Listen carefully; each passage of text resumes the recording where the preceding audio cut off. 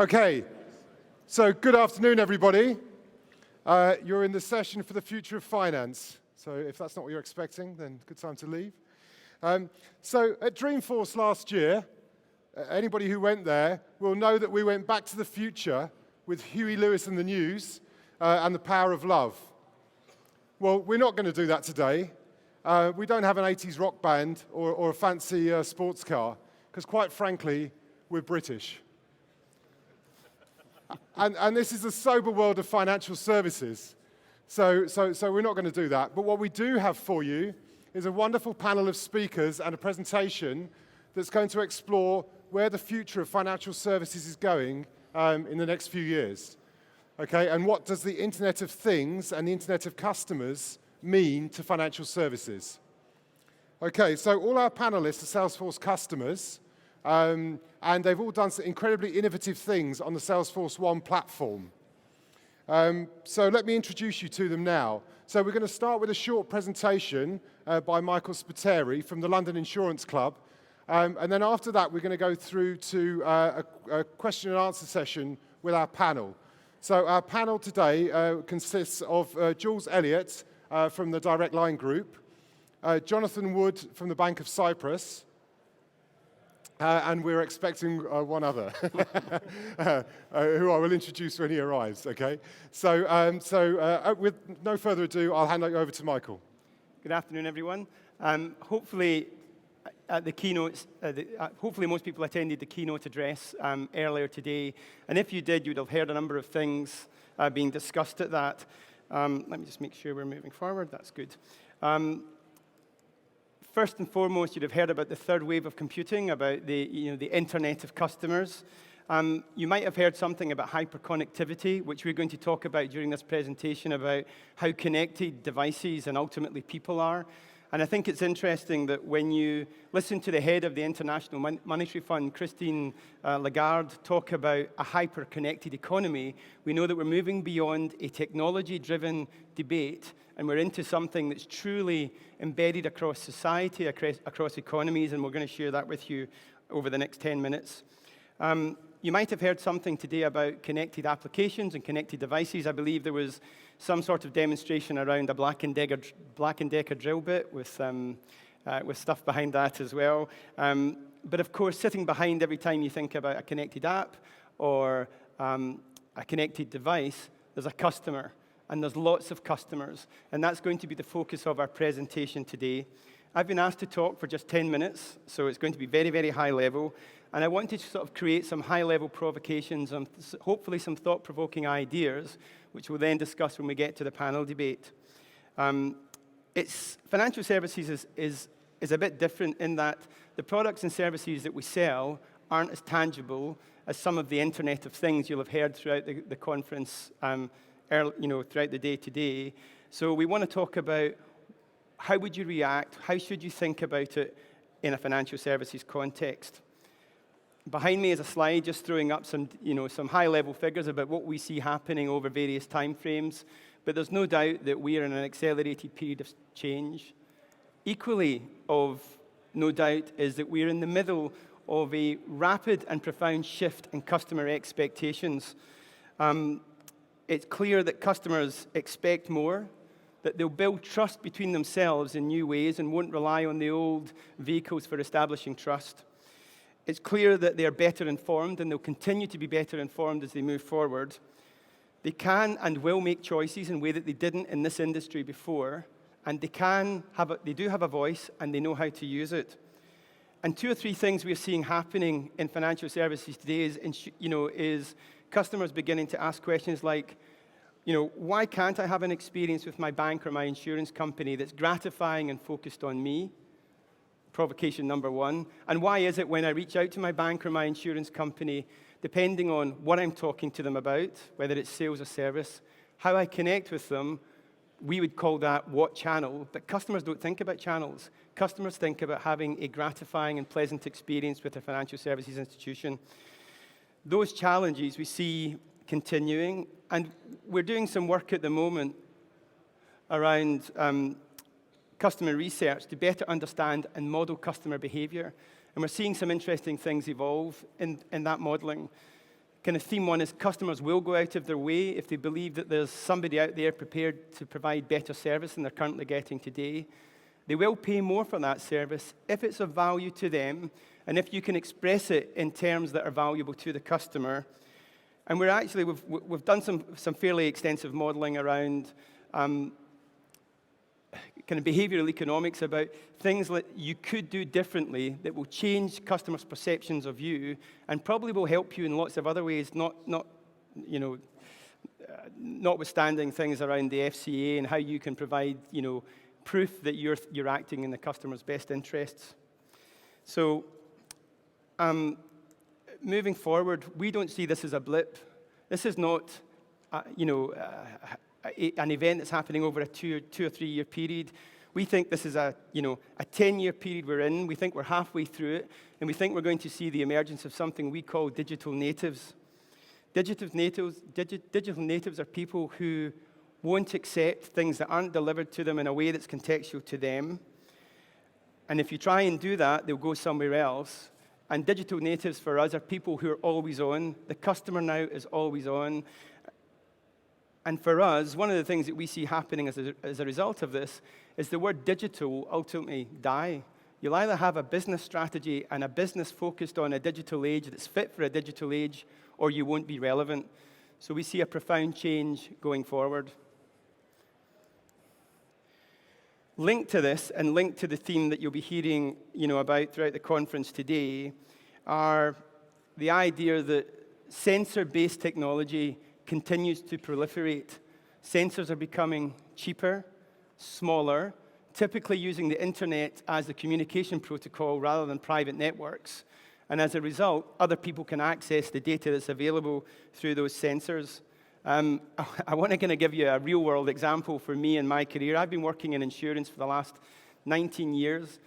And about 16 years ago, I can still remember when a terabyte, 1 times 10 to the 6 bytes of data cost $1 million and really was reserved for banks, insurance companies, other large corporate players because it was difficult to install. I remember taking clients to California to show them a terabyte database, and people were blown away.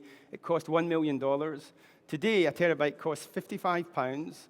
I go and buy it from PC World. I plug it into my laptop, and if it doesn't work, I throw it away. And when I tell my kids that, who are 18 years old, they go, "So what, Dad?" And they're right. They don't need to think about how profound the change has been or what it will be like. They just expect it to be there, and they expect it to be on, and they expect it to be working. We're already seeing wearable devices. I'm sure many people in this room are either wearing a Jawbone or a Fitbit or lots of other apps, and we see that trend continuing in lots of different areas as we move forward as well. So where is all this going? And I want to just pick an insurance example here. As we go through this, it could equally apply to a bank. It can apply to lots of other things. I'm fortunate enough to have been involved in the first telematics pilot in the United Kingdom back in 2004. And in 2004, we thought we were really clever managing to connect 7,000 devices in the field and get them talking to each other, which is another example of how far we've come in such a short period of time. 7,000 devices is nothing.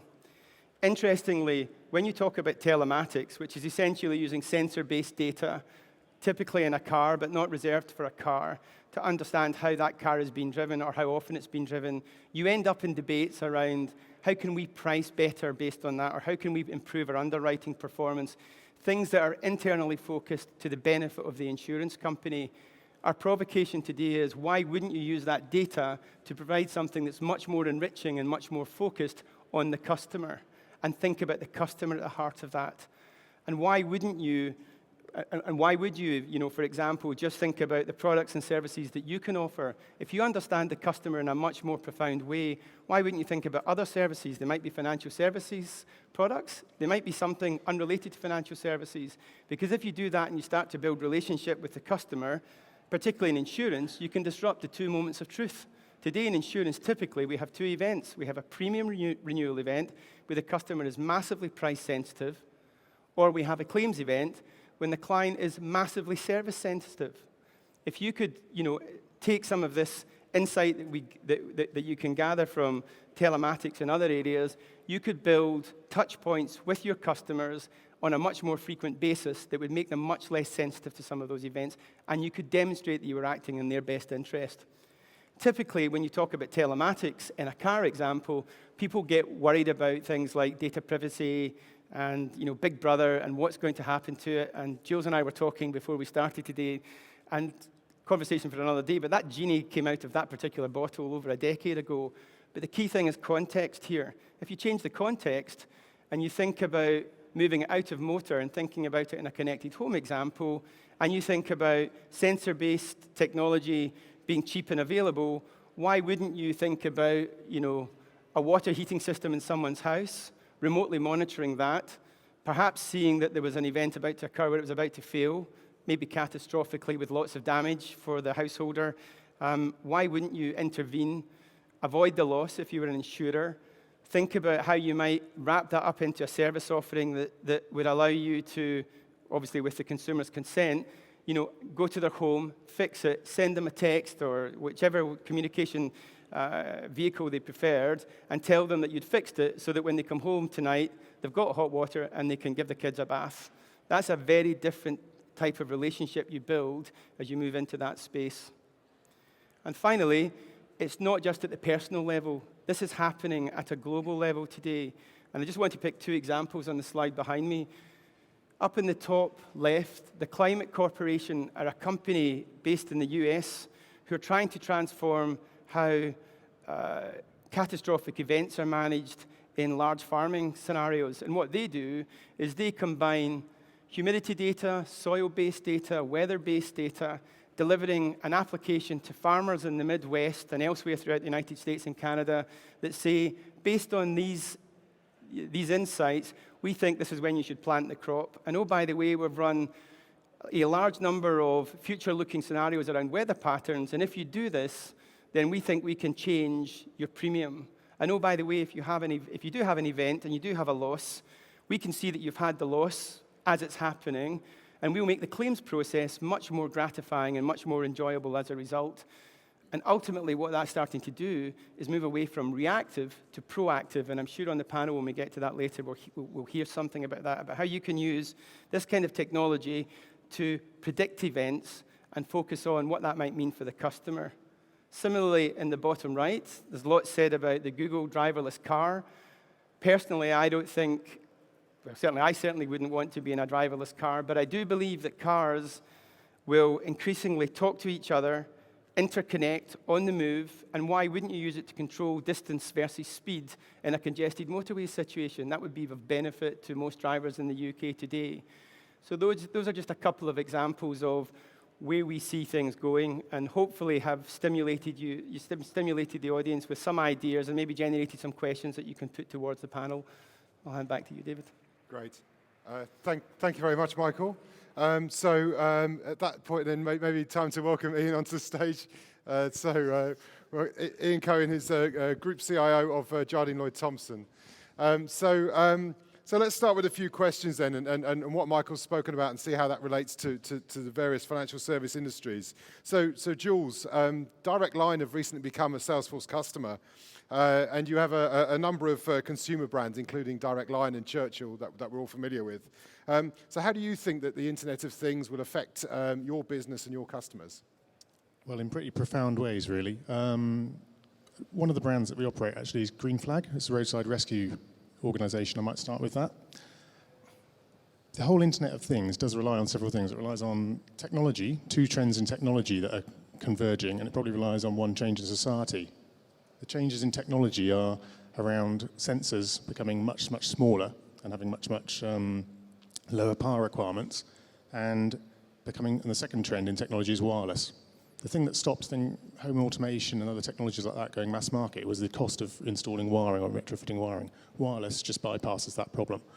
And obviously the trend of society, which Michael's mentioned already, is around trust. How much do I want to share that data, and under what context will I have, what control I have once it goes outside? So things like Green Flag, at the moment, Green Flag is it is reactive. People phone us when they've got a breakdown on the way to the airport or something like that. We come along and we get them going.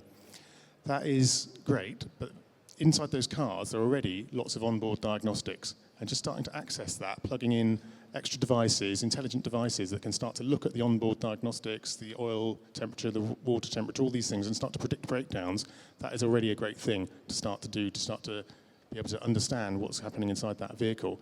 Equally, apps that are monitoring the driving, giving the drivers scores about that type of thing, letting them know about traffic jams ahead and all these types of things. People want this, and you need to get that interconnectivity. You need to have the other cars telling you how fast they're driving on the roads. You can't just rely on intermittent road speed sensors and government data.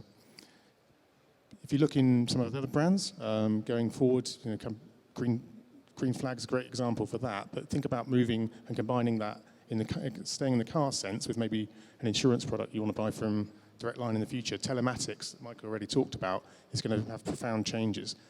Just as the population of digital natives come into their car-owning age, these guys, they're used to buying mobile phones, they're used to running them on pay-as-you-go contracts. The idea of having annual contracts for insurance is an anathema to them. They don't understand it. They don't understand why that's necessary. They want pay-as-you-go insurance, just as they want pay-as-you-go cars, like Zipcar and Streetcar. So those are the types of things that we see happening in our space. Fantastic. Great. Thanks, Jules.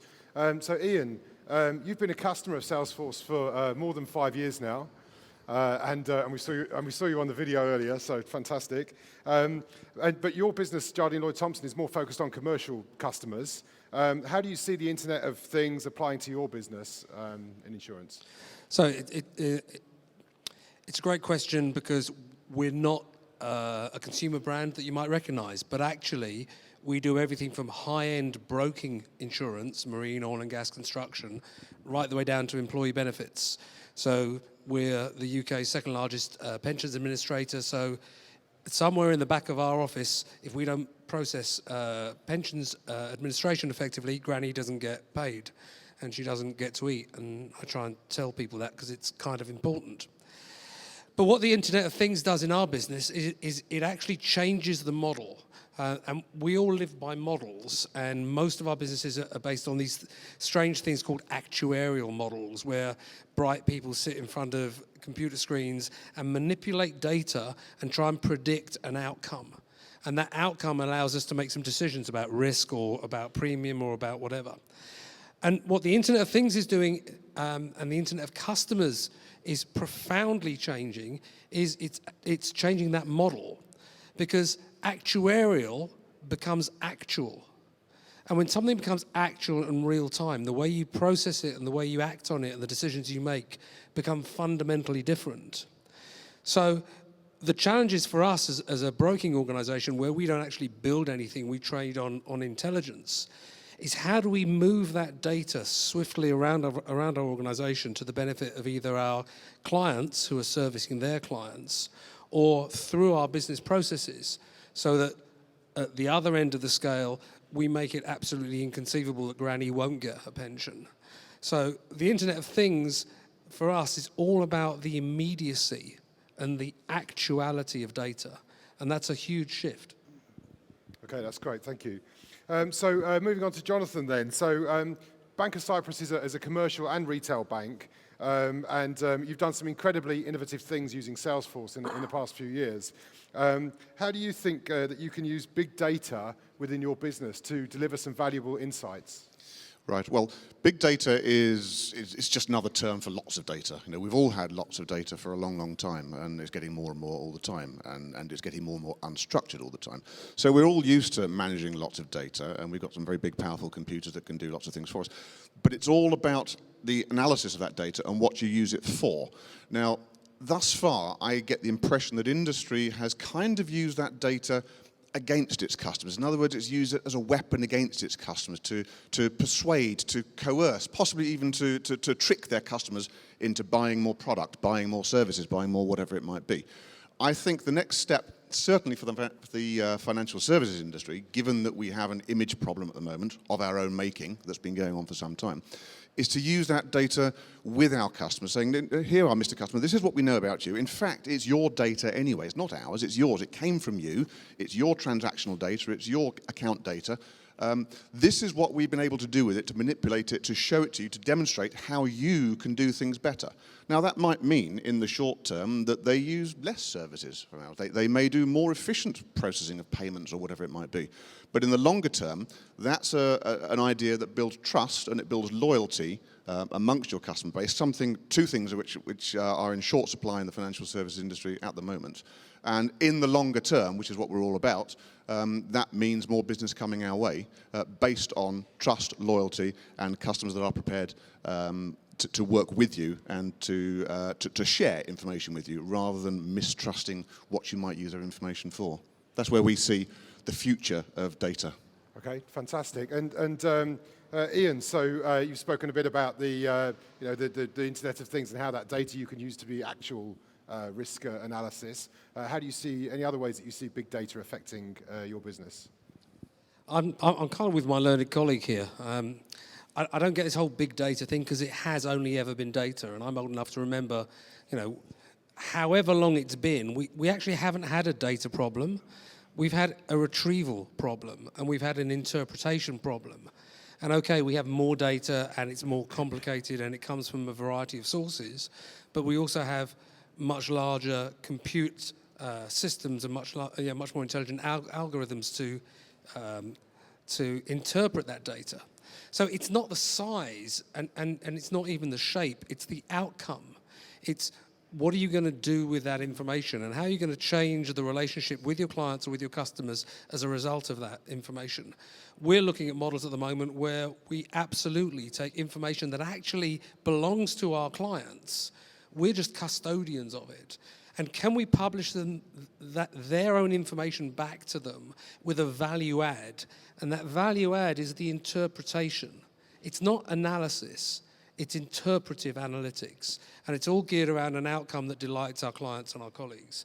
And if you can do that, and if you can get over the hype and the marketing spin of the words big data, and drive it to an actual tangible outcome. What is this going to do for my business? What's it going to do for my clients? What's it going to do for their clients?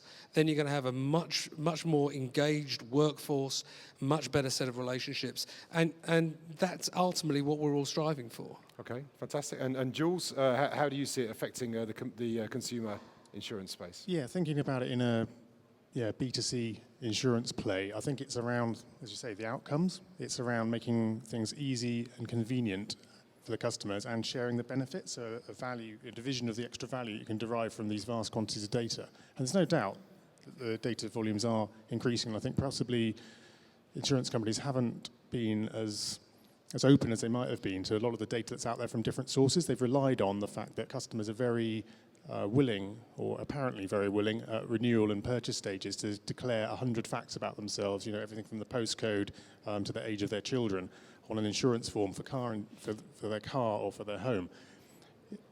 Customers don't actually enjoy that. It's a lot of effort from them, and it'd be much better, given that data's already lying around on company systems or out there in other people's systems, to just pre-populate those forms and just get the customers to confirm these things. This is, it's a really trivial example perhaps, but that's one example where making life easier and simpler for customers, and frankly for our colleagues as well, is a great way to proceed.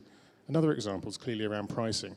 So, as you say, the interpretation and the actuarials, there's a lot of very smart people doing insurance pricing, but they do rely on certain things called the floors of averages. So, you're on average, Britain is 25 meters above sea level or something like that. Well, that's great. But if you're 1 meter above sea level, it's probably more important to know that. So we just have to be quite careful about these actuarial averages and be very careful how we do it. And customers are willing to share that data with us via telematics and in the future probably via home-based sensors, etc.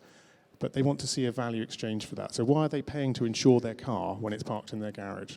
This is the type of thing that we think big data, real-time data from sensors that are embedded and incredibly cheap, and they were just there when the device was built because it was so cheap to embed them. This is where we think it's going to go with big data.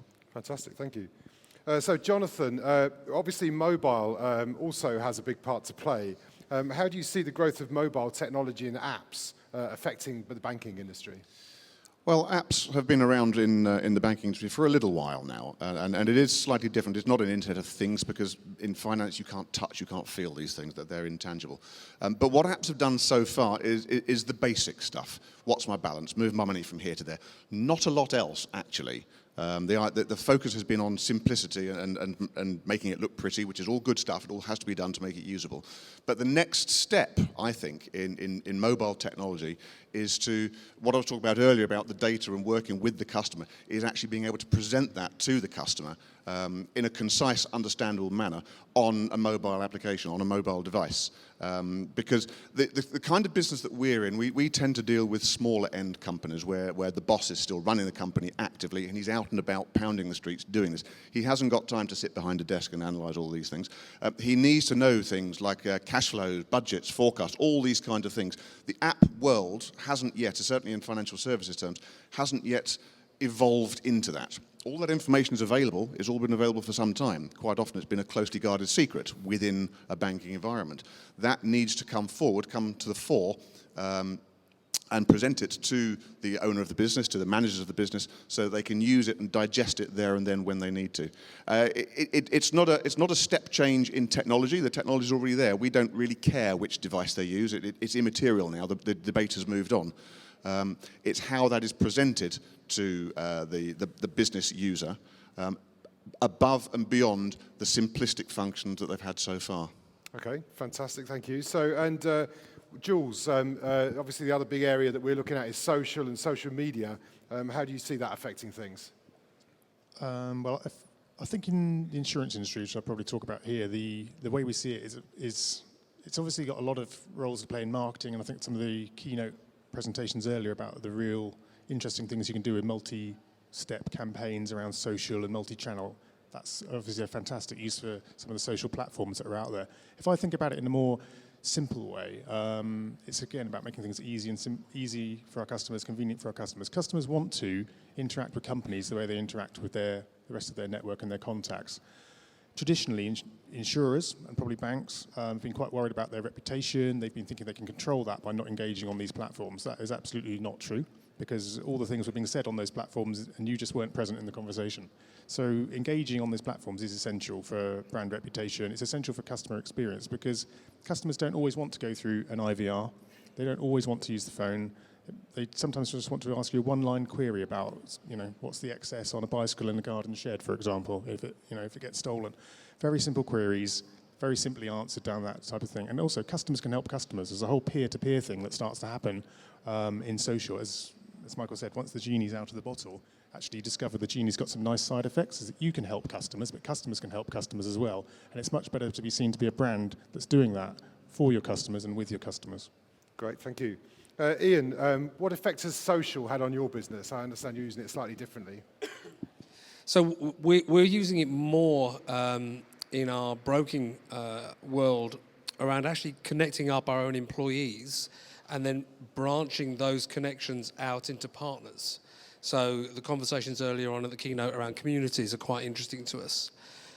In terms of connecting up our employees, we're not a particularly large company. I mean, JLT worldwide is only 9,000 employees, and we sit third in the league table, probably behind companies that are 3, 4, 5, 6 times our size.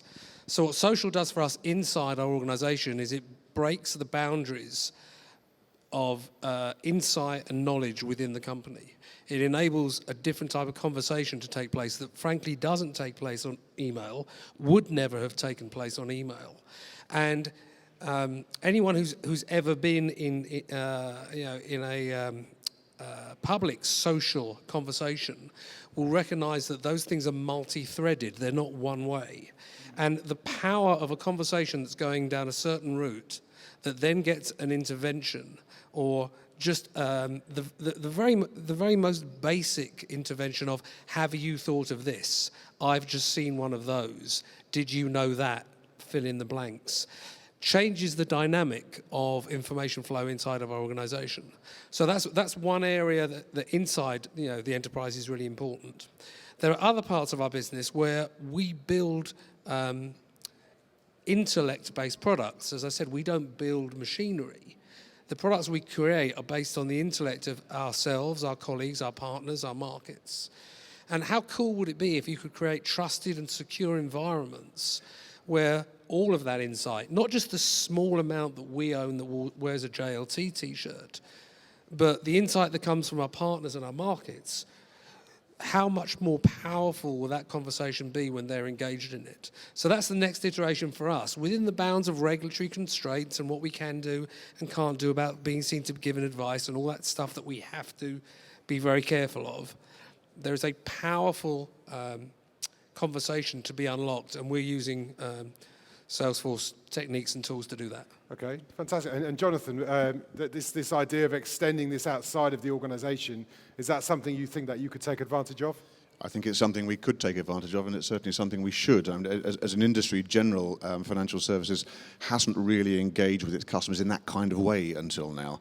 The concept of communities of banking customers seems quite alien at the moment, but it's something that has to happen, because a customer of ours potentially has two things in common with another customer. First of all, they're both customers of ours, but equally they might be customers of each other.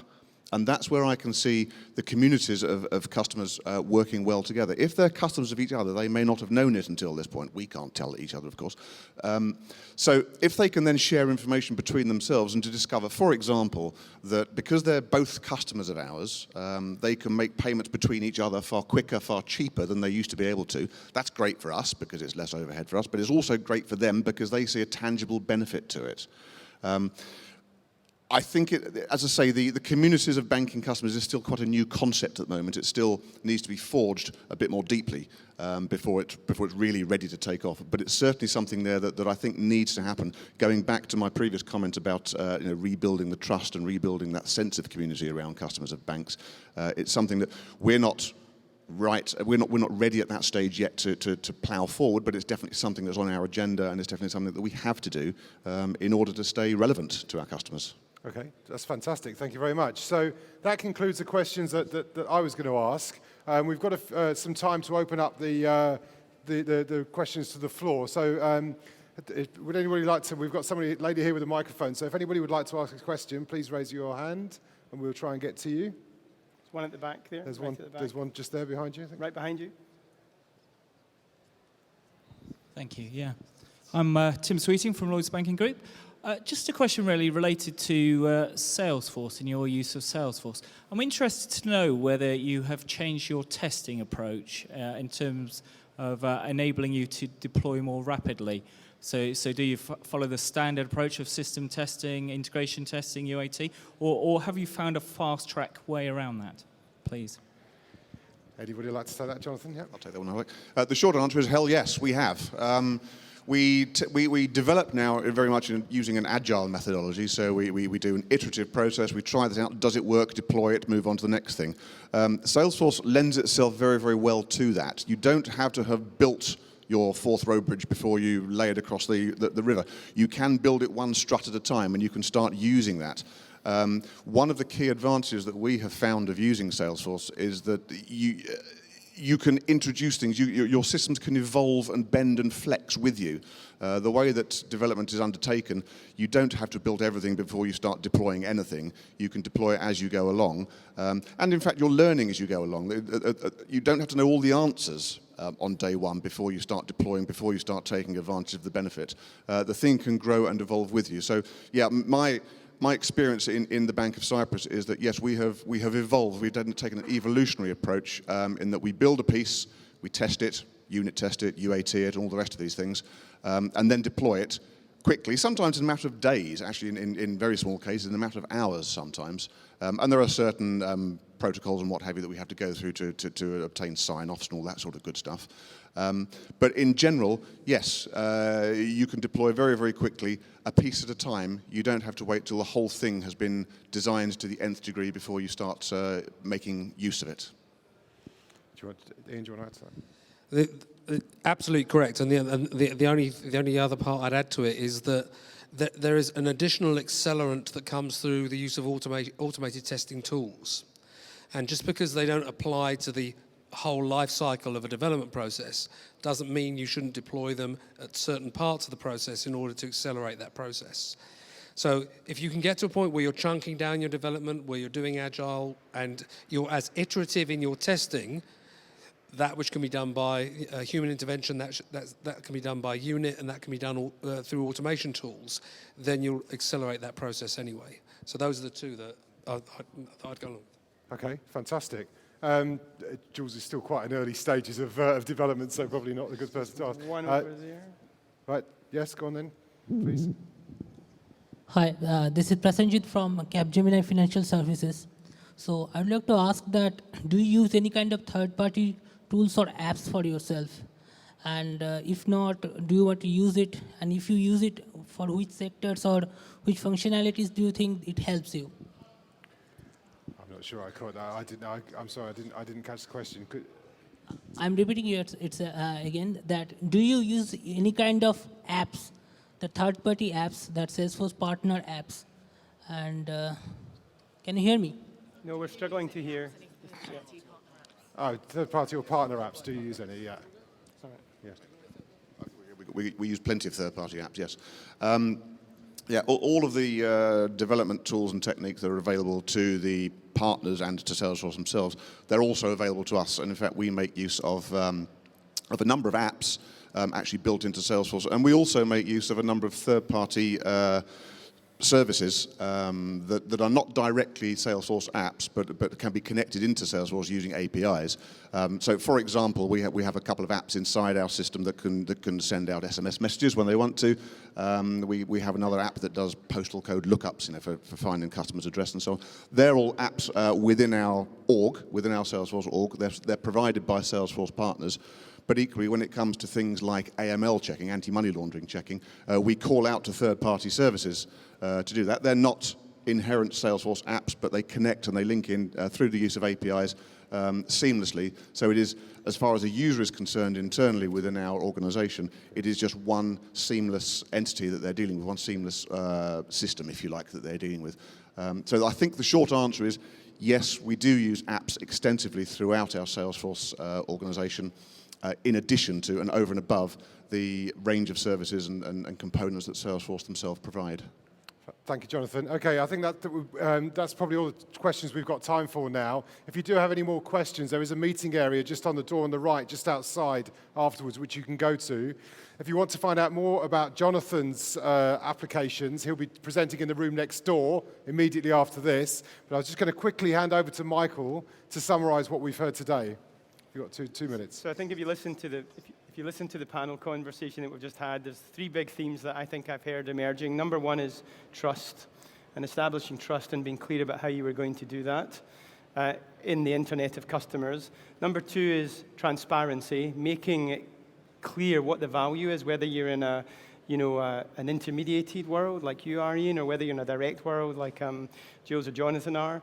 And the third piece that we've just come out, which I think is a really important piece, is the world has moved on. I love the Forth Road Bridge analogy, not because it's a Scottish bridge, I hasten to add, but I think the idea is the days when you could put enough clever people in a room, build something from start to finish, execute a 2 to 3 year program to do it are gone.